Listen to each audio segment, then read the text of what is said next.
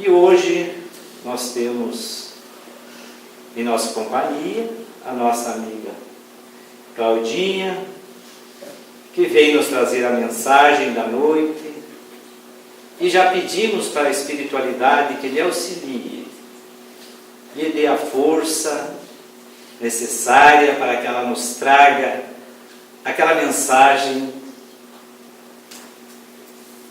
para todos nós, que nós possamos aproveitar essa mensagem e que nesse momento então passamos a palavra a ela.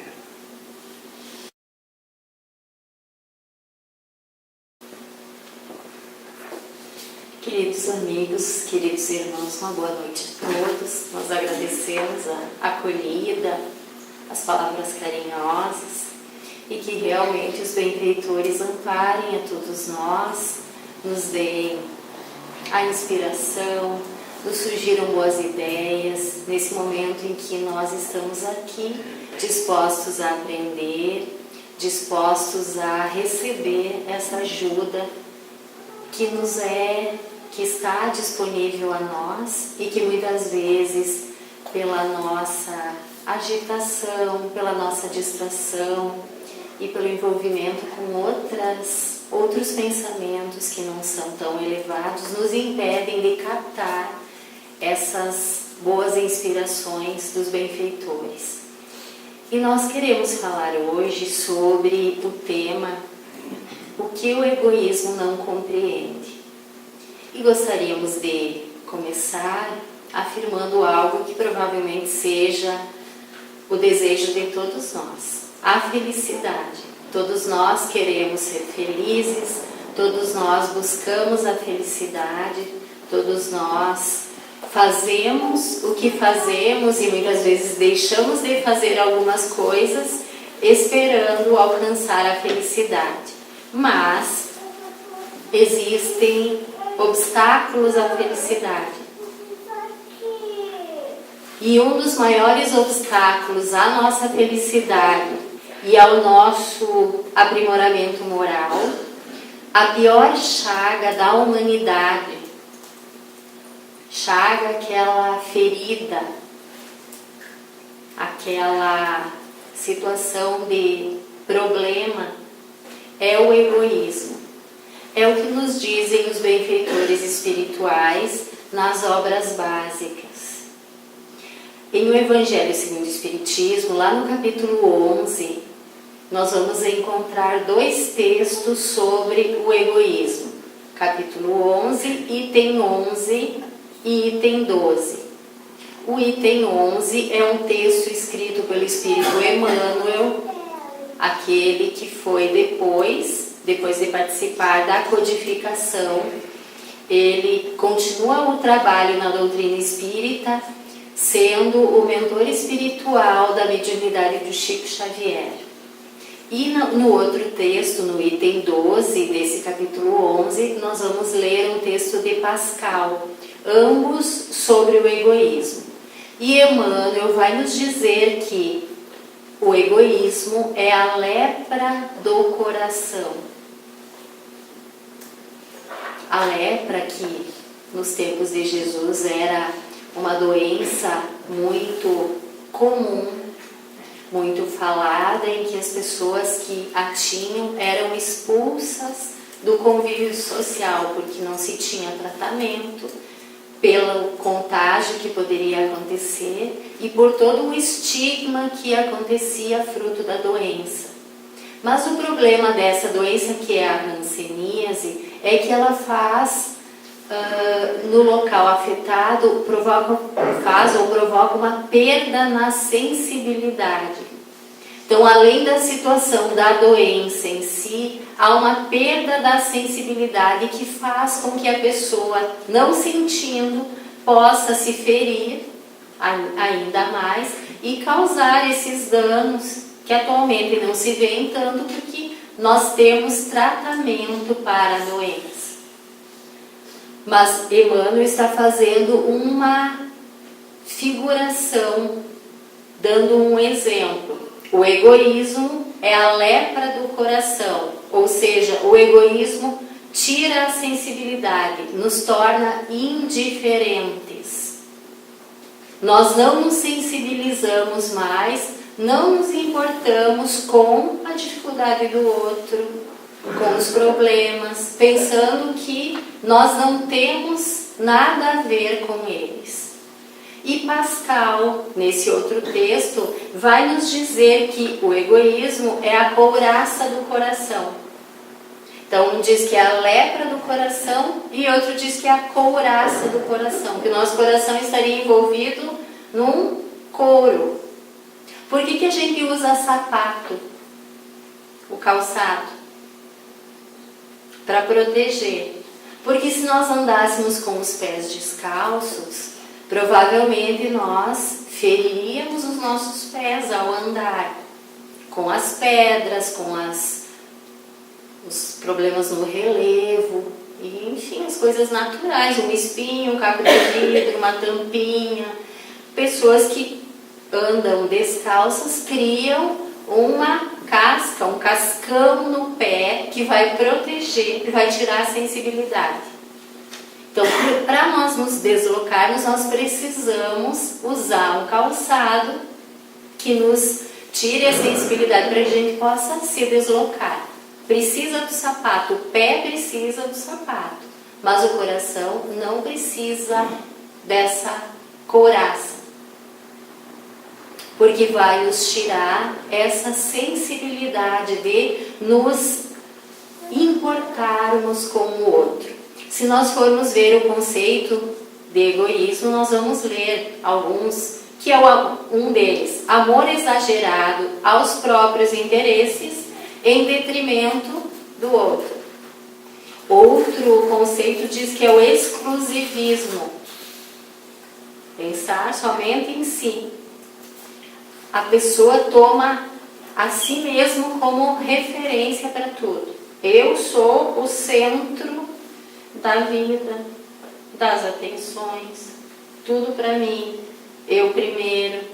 E outro conceito diz que é o hábito, o egoísmo é um hábito ou atitude de uma pessoa em colocar os seus interesses, os seus desejos, as suas necessidades em primeiro lugar, em detrimento dos ambientes, do ambiente, nós podemos pensar, do meio ambiente também, e das demais pessoas. A psicologia do desenvolvimento vai nos dizer que no nosso desenvolvimento como ser humano, olhando na visão espírita como espíritos de volta, reencarnados, então nesses primeiros anos da nossa vida é normal a criança ter-se como centro, se referenciar como centro, faz parte desse processo de desenvolvimento. No início ela nem se identifica como alguém, ela acha que a mãe, por exemplo, é uma extensão sua, ela não se identifica como alguém, como uma individualidade. Isso vai acontecendo ao longo desse primeiro ano de vida e depois ela vai se colocar como centro, para que ela se reconheça como um indivíduo. Mas logo ela já vai percebendo a presença do outro e vai conseguindo fazer essa diferenciação. E os estudiosos do comportamento também falam que a gente tem, na nossa biologia, a tendência a sermos empáticos, a nos colocarmos no lugar do outro, que vai se expandindo à medida que a gente se desenvolve. E o egoísmo, o egoísta, tem essa dificuldade em sair desse período egocêntrico, do egocentrismo, eu no centro. Ele permanece nesse período, não quer, vamos dizer assim, crescer. E quando a gente observa o comportamento do egoísta, a gente vê que a pessoa é muito utilitarista. Ela vai pensar em relacionar-se com os outros, qual é a utilidade do outro, o que eu posso ganhar nesse relacionamento com o outro. Ela sempre está pensando em si própria, não em colaborar, não em trocar. Se ela dá algo, normalmente é pensando o que eu vou ganhar em troca, o que isso pode me beneficiar. Não é algo que vem do coração. Por quê? Porque o coração está envolto naquela couraça naquela insensibilidade que é aquela linguagem figurada que esses dois espíritos utilizaram para nos falar sobre o egoísmo. Então, o egoísta está centrado em si. Tem aquele sentimento de ganhar, de benefício próprio.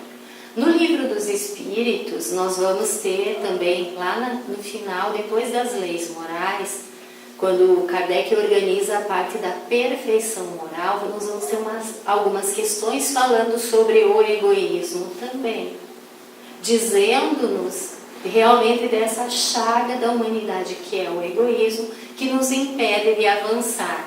E na primeira questão sobre o egoísmo, questão 913, Allan Kardec vai perguntar aos espíritos, dentre todos os vícios, vamos pensar em vícios morais, preguiça, orgulho, vaidade, tantos outros, e podemos também imaginar os vícios físicos, materiais. Então, dentre os vícios, qual se poderia considerar o mais radical? Aquele que está mais enraizado, porque radical nos remete a pensar em raiz. Qual é o vício que está na raiz de todos os outros? E os espíritos vão nos dizer, temos-lo dito várias vezes, ou seja, nós já falamos, mas nós vamos repetir de novo, é o egoísmo. Daí deriva todo o mal. Todo o mal deriva do egoísmo, desse interesse pessoal que a gente tem em pensar só em si mesmo, não pensar no bem do outro, pensar em se beneficiar, o que eu posso ganhar, se alguém tem que ganhar, que se alguém seja eu, e todas essas coisas que a gente vê por aí. Vê no outro e às vezes tem dificuldade de identificar em si próprio.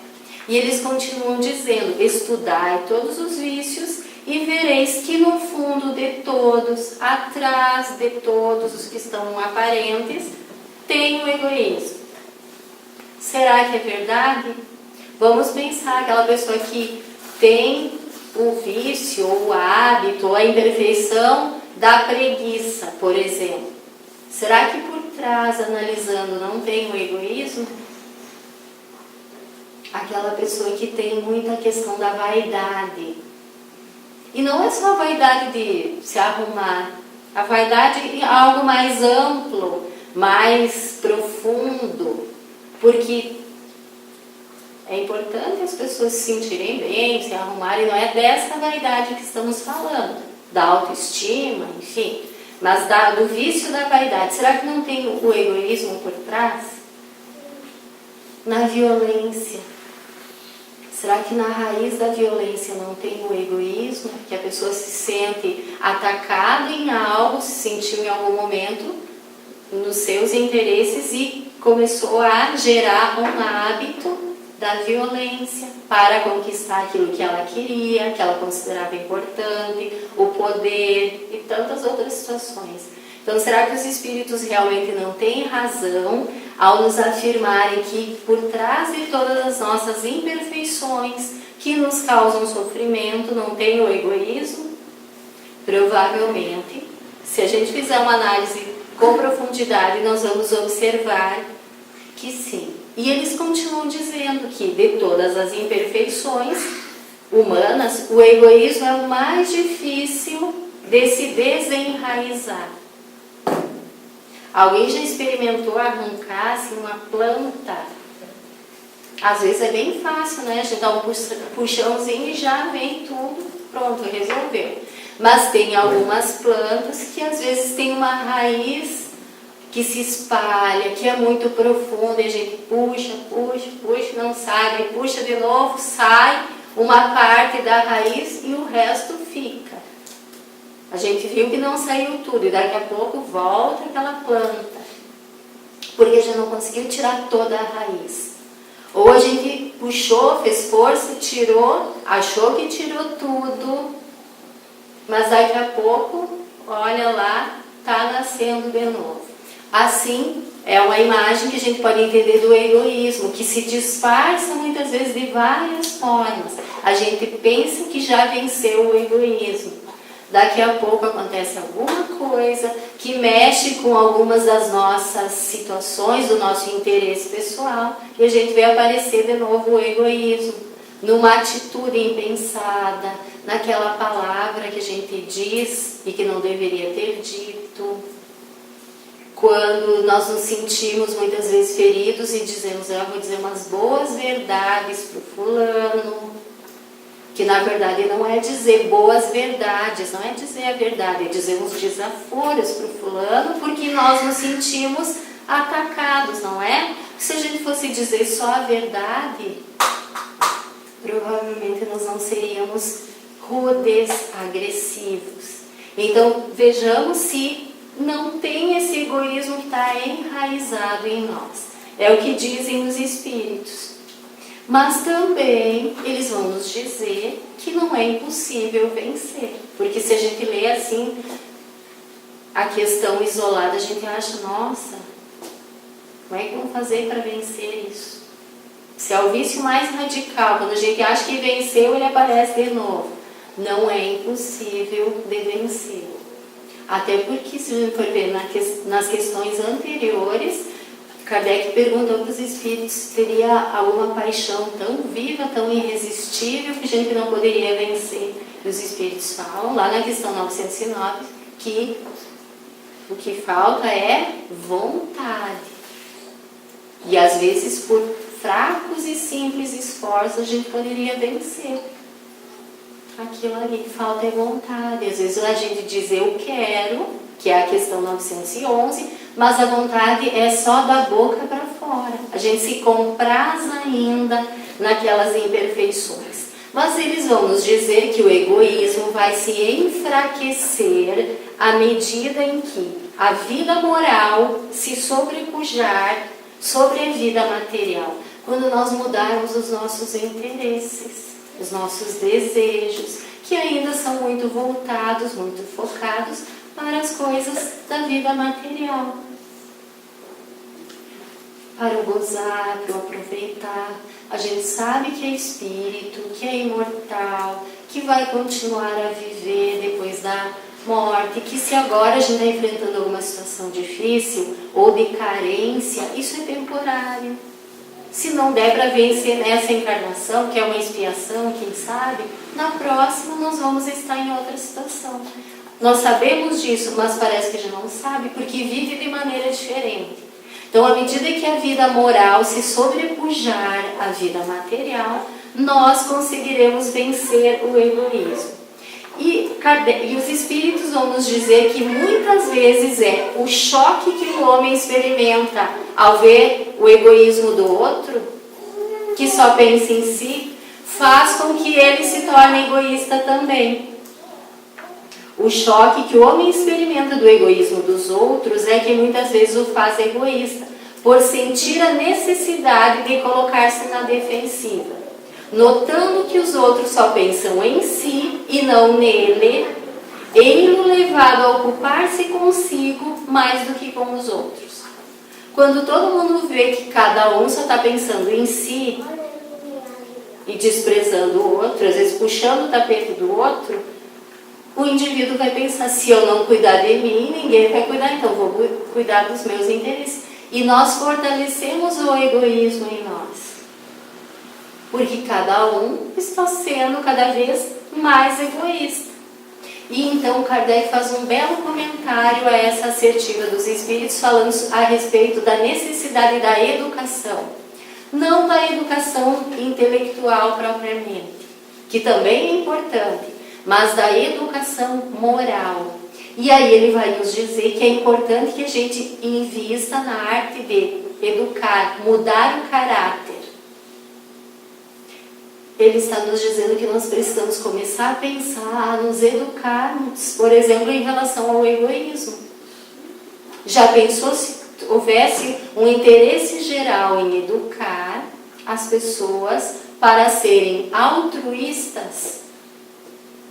Campanhas publicitárias em todos os meios possíveis, na televisão, nas redes sociais, para que as pessoas fossem altruístas, cuidassem sim da sua vida, dos interesses, mas não deixassem de cuidar do outro.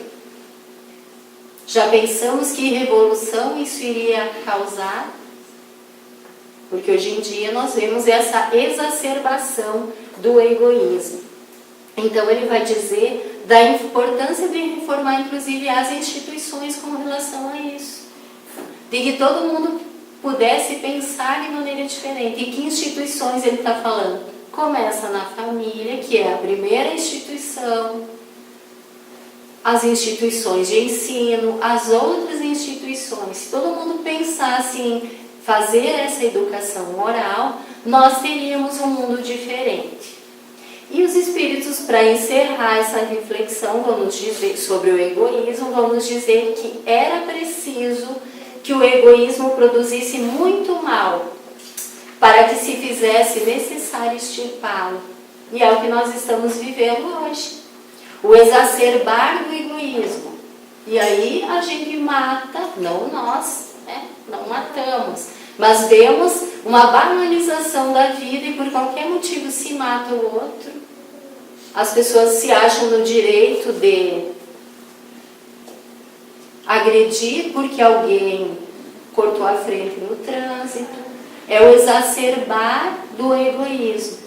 E os espíritos estão explicando que era preciso que houvesse um extrapolar do egoísmo para que a gente começasse a querer mudar, cansássemos do mal. E aí eles encerram nos dando esperança. Os homens, quando despojados do egoísmo, viverão como irmãos, sem se fazerem mal algum. É o que nós queremos e é o que está por vir. Não parece, mas é o que está por vir. Auxiliando-se reciprocamente, impelidos pelo sentimento de solidariedade. Então, o forte será o amparo do fraco, e não o seu opressor, como estamos vendo, em algum sentido, no nosso mundo, na nossa realidade hoje. Não serão mais vistos homens a quem falte o indispensável. Quantas pessoas morrem de fome no mundo hoje? E a comida que vai fora poderia alimentar todas essas pessoas. É o egoísmo. Porque se nós fôssemos solidários, nós não admitiríamos algo assim. Crianças morrendo de fome e comida indo fora, sendo desperdiçada. Os espíritos estão nos dizendo isso. Porque o reinado do bem, vai chegar. E é a isso que estão incumbidos os espíritos superiores. E temos espíritos superiores voltando, reencarnando-se, para apressar esse processo de modificação, de transformação do nosso mundo em um mundo melhor. Mas nós não temos que esperar isso vir de fora. Nós precisamos trabalhar isso dentro de nós, nas nossas atitudes, nas pequenas atitudes. Às vezes a gente pensa em fazer uma grande coisa, daí não se sente capaz, não tem recursos e não fazemos nada, quando nós poderíamos ser mais solidários com o nosso irmão, com o nosso vizinho, com a pessoa com quem nós encontramos na rua, com aquele que está necessitado de uma ajuda. E aí vamos pensar, o que faz uma pessoa perder uma noite de sono para ir distribuir sopa para moradores de rua, tirando dos seus recursos para produzir a sopa? O que faz uma mãe, um pai, ficarem várias noites velando por um filho que está doente, dizendo que se fosse possível eles dariam a sua vida, ocupariam o seu lugar para que o filho não ficasse doente, para que não enfrentasse aquela situação de problema. O que faz alguém deixar a sua hora de lazer, de folga, para contar histórias para crianças abandonadas que não têm família e que estão num lar de abrigamento. O que faz alguém dar dos seus recursos para que a casa espírita tenha recursos para distribuir a cesta básica, organizar a comida, um almoço solidário para distribuir para pessoas carentes. O que faz profissionais irem até a África, até Madagascar, até Roraima, naquela iniciativa do Fraternidade Sem Fronteiras, utilizando os seus recursos materiais para ajudar irmãos que não têm recurso material nenhum. Nós podemos conhecer esse trabalho do Fraternidade Sem Fronteiras acessando o site, podemos colaborar e vários outros. O que faz alguém fazer isso? O que faz alguém querer adotar uma criança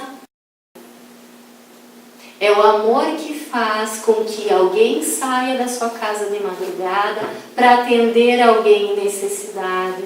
É o amor que faz o pai e a mãe cuidarem daquele filho com problemas que está doente, que dariam a sua vida, aquele amor desinteressado, que dá sem esperar nenhuma retribuição. É o amor que faz com que alguém adote alguém com problemas, com dificuldades e o assuma como filho do coração, fazendo por ele tudo o que é necessário. E isso o egoísmo nunca vai compreender. Por quê? Porque o egoísmo só pensa em si, nos seus interesses pessoais, e vai pensar que está perdendo. Perdendo tempo, perdendo dinheiro, quem sabe perdendo até saúde, porque vai ir lá na rua entregar comida para aquelas pessoas sem nenhuma higiene e pensa que talvez vai pegar piolho, quem sabe vai pegar sarna, outra doença, uma doença infecto-contagiosa, enfim, tantas coisas, só vai perder. E o egoísmo nunca vai saber o que ele vai ganhar. O egoísta nunca vai saber o que ele vai ganhar. Vai ganhar sentido na vida, vai ganhar alegria de viver, vai ganhar leveza, vai rejuvenescer e vai ganhar inclusive saúde. Madre Teresa de Calcutá atendia aquelas pessoas que estavam jogadas no lixo, na lata de lixo, com lepra, com as DSTs, com AIDS, e nunca ficou doente.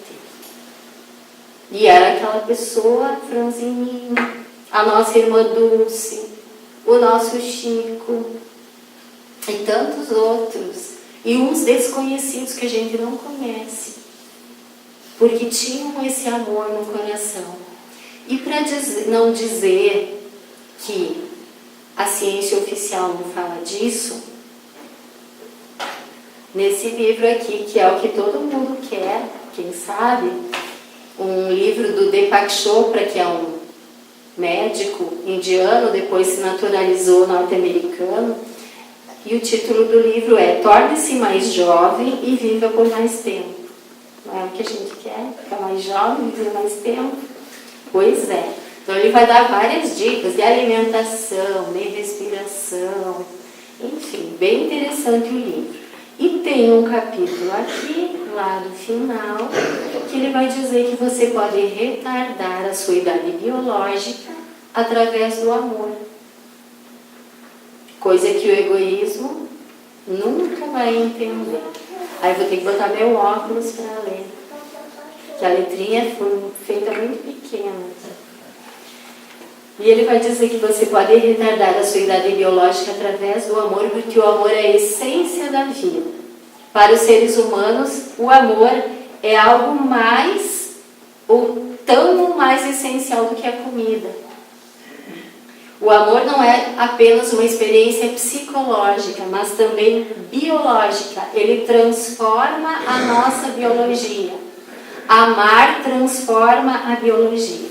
Ele vai dizer que os bebês mamíferos, não só o ser humano, os mamíferos superiores, desde os coelhos aos chimpanzés, não se desenvolvem normalmente se não tiverem um afeto maternal da mãe. Nós sabemos, nós seres humanos que isso acontece, mas os mamíferos superiores também. Embora nem sempre estejamos acostumados a analisar o amor em termos científicos, estudos feitos ao longo dos últimos 25 anos forneceram várias evidências incontestáveis de que a experiência do amor tem profundos efeitos na nossa biologia. Aí ele vai falar de uma experiência científica que foi feita com estudantes.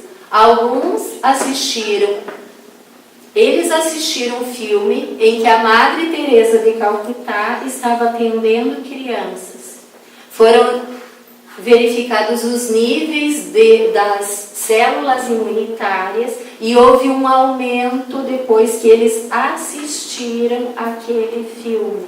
Aquela cena em que a Madre Teresa atendia com amor, com atenção. Só assistir já fez elevar a imunidade. Imagina quem faz.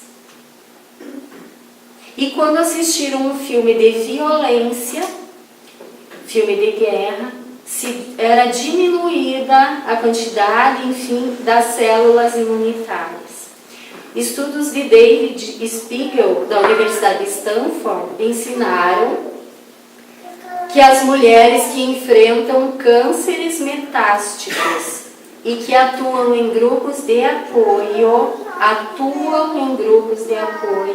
vivem em média 2 vezes mais do que aquelas que não participam.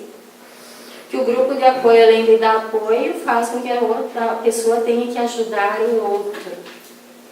Homens que sofrem ataques do coração e que acreditam que as suas esposas os amam têm um lastro maior de vida do que aqueles que não compartilham dessa condição. Ó, uma dica para os homens e para as mulheres também. Um simples telefonema mensal de uma enfermeira, só para dar boa tarde, como você está, pode dobrar o tempo de sobrevivência de um paciente cardíaco. E aí ele fala daquele estudo que talvez muitos de nós já conheçamos, até porque já falamos sobre isso. Jason de Camargo fala no livro Educação dos Sentimentos, daquele grupos de coelhinhos que foram tratados com uma ração rica em colesterol. Um grupo foi tratado com ração rica em colesterol, mais do que o normal, e outros com pouca. E teve um grupo de coelhinhos que foi tratado com aquela ração com muito colesterol, e que os índices estavam normais depois daquele período. E aí foi constatado que o carinho do tratador, que adorava coelhinho, que dava atenção para os coelhinhos, que fazia carinho nos coelhinhos, fez com que eles não aumentassem os níveis de colesterol no seu sangue, por causa do carinho. Foi a única coisa que se constatou de diferente. Então, o carinho, o afeto, cura, salva, ajuda o outro,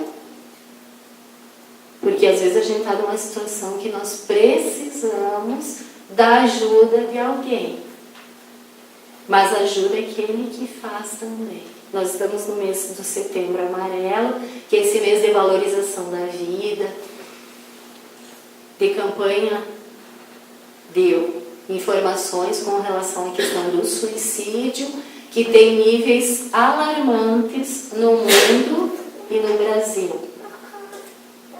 Estima-se que por volta de 800 mil a 1 milhão de pessoas suicidem por ano no mundo. E para cada caso há 20 tentativas, 10 a 20 que não se concretizaram. No Brasil, estima-se que são 32 casos de suicídio por dia, o que dá 12 mil casos ao ano que são notificados, porque tem vários casos que não são notificados. Então o índice provavelmente seja maior. E tem aumentado os casos em adolescentes, crianças. Temos uma amiga que é coordenadora do CVV, numa cidade aqui próxima, e ela nos contou que tem aumentado o número de crianças, de 8, 9 anos que tem ligado para o número 188 do CVV. E que agora, recentemente, uma criança de 5 anos ligou. Que bom que tem ligado. E ela disse, tomara que continue ligando, falando de solidão, de abandono emocional. O que está faltando? É o exercício do amor, de a gente sair das nossas coisas, da nossa vida, daquela preocupação às vezes em conquistar, para pensar e olhar com atenção o que está ali às vezes perto de nós. E uma palavra de acolhimento àquela pessoa que está desanimada e que quem sabe esteja pensando em suicídio, pode fazer toda a diferença. Então o amor salva.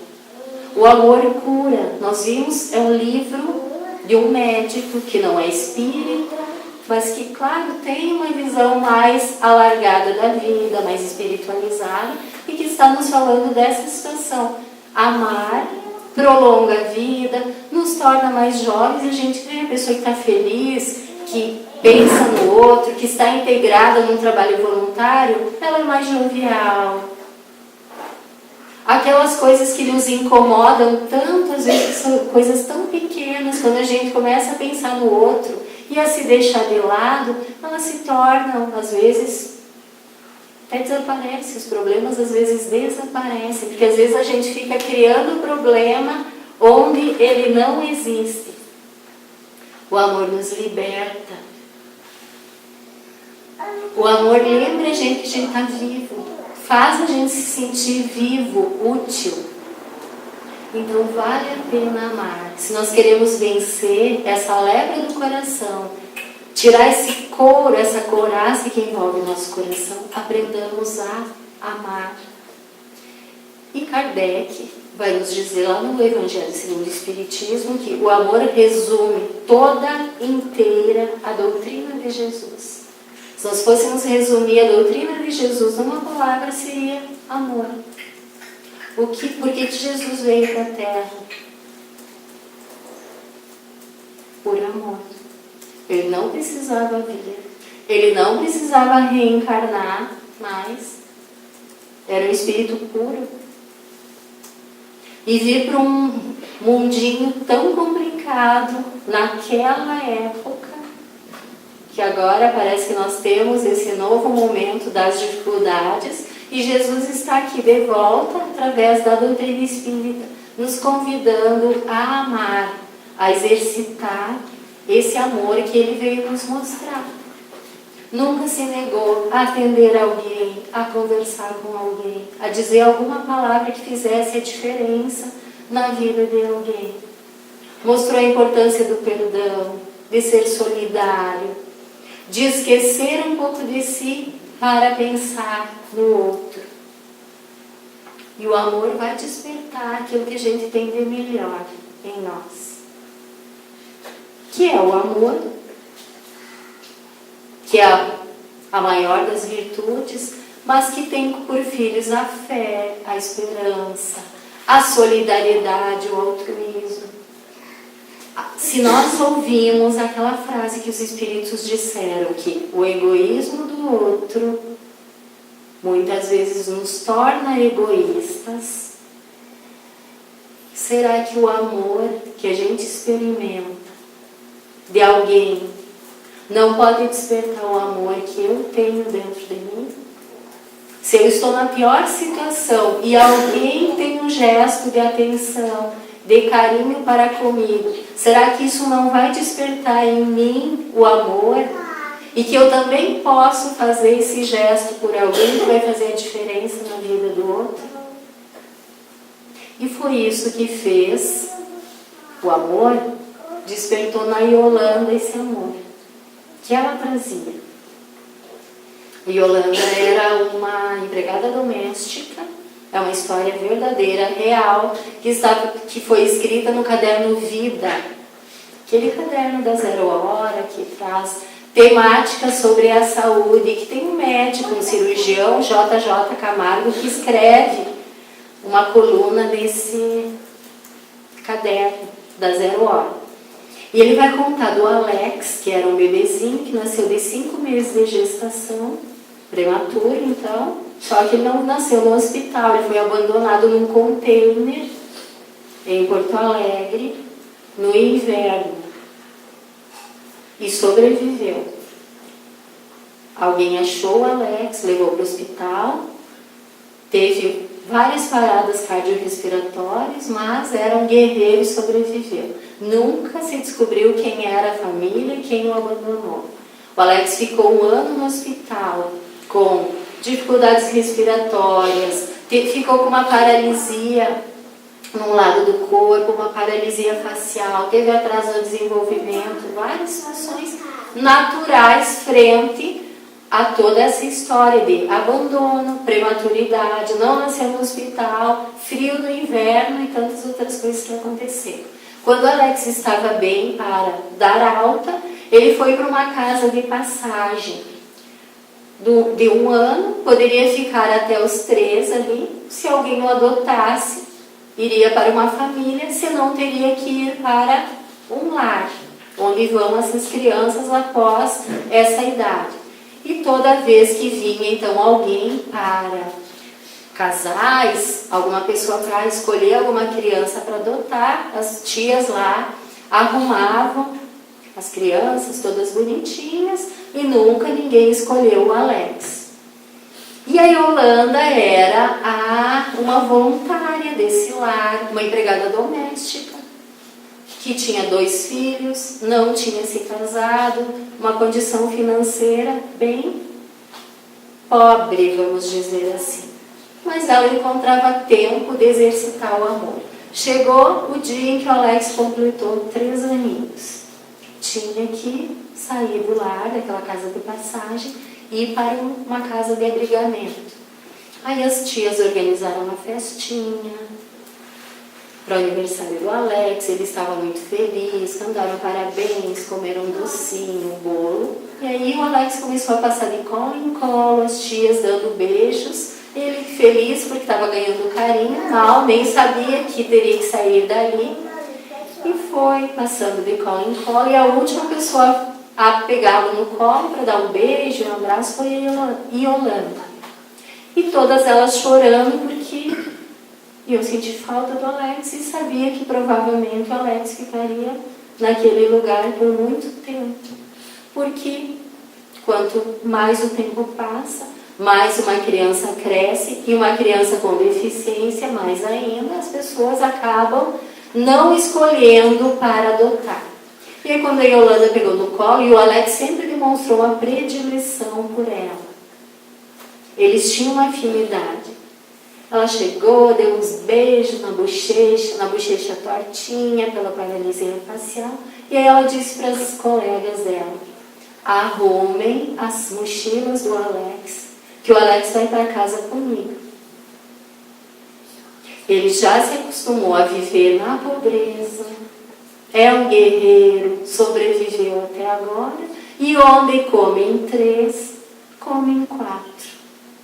E aquele amor daquela mulher fez com que ela tivesse espaço no coração, na sua casinha simples, para levar mais alguém.